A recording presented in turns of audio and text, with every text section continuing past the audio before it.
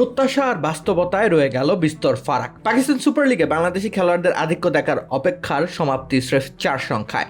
নিলাম থেকে 3 জন বাংলাদেশি খেলোয়াড়কে দলে ভিড়িয়েছে পিএসএল এর 3 ফ্র্যাঞ্চাইজি। এদের মধ্যে রিশাদ হোসেনের দলপ্রাপ্তি ছিল অনুমিত। দিনের প্রথম বাংলাদেশি হিসেবে তাকে ক্রয় করে রাওয়ালপিন্ডি। নতুন ফ্র্যাঞ্চাইজির জার্সিতে নিজের দ্বিতীয় পিএসএল আসর খেলতে চলেছেন রিশাদ। গত আসরে লাহোর কালান্দার্সের হয়ে শিরোপা জিতেছিলেন, 7 ম্যাচে নিয়েছিলেন 13 উইকেট। এবার আর সেই দলে ফেরা হয়নি তার।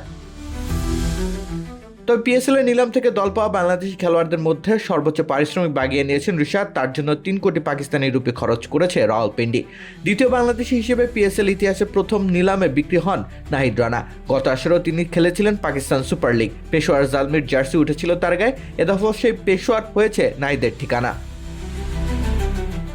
প্রথম ডাকে অবশ্য নাহিদকে দলে নেয়নি পেশোয়ার। দ্বিতীয় ডাকে ভিত্তিমূল্য কমার পর 60 লাখ পাকিস্তানি রুপির বিনিময়ে জালমি নাহিদকে নিজেদের করে নিয়েছে।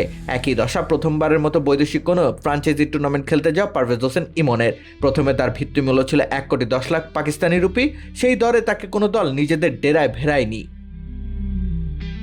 এরপর দ্বিতীয় দফা নাম ডাকা হয় তার। নিলামের নিয়ম অনুসারে তার ভিত্তিমূল্য কমে দাঁড়ায় 60 লাখ পাকিস্তানি রুপি। সেই দামেই তাকে কিনে নেয় লাহোর কালান্দার্স। সেই দলে আগে থেকে আছেন মুস্তাফিজুর রহমান। তাকে সরাসরি চুক্তিতে 6 কোটি 44 লাখ রুপির বিনিময়ে দলে ফিরিয়েছে লাহোর। একাদশ পিএসএল এ বাংলাদেশিদের মধ্যে সর্বোচ্চ পারিশ্রমিক পাচ্ছেন মুস্তাফিজুর।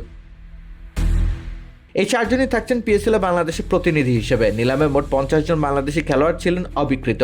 এমনকি সাকিব আল হাসানের নাম 2 বার ডাকা হলেও তাকে দলে নিতে কোনো ফ্র্যাঞ্চাইজি আগ্রহ প্রকাশ করেনি। দিন শেষে নিলাম ঘরে আবেগ নয়, হিসেব নিকাশটাই মুখ্য। রাকিব হোসেন রুম্মান, খেলা 71।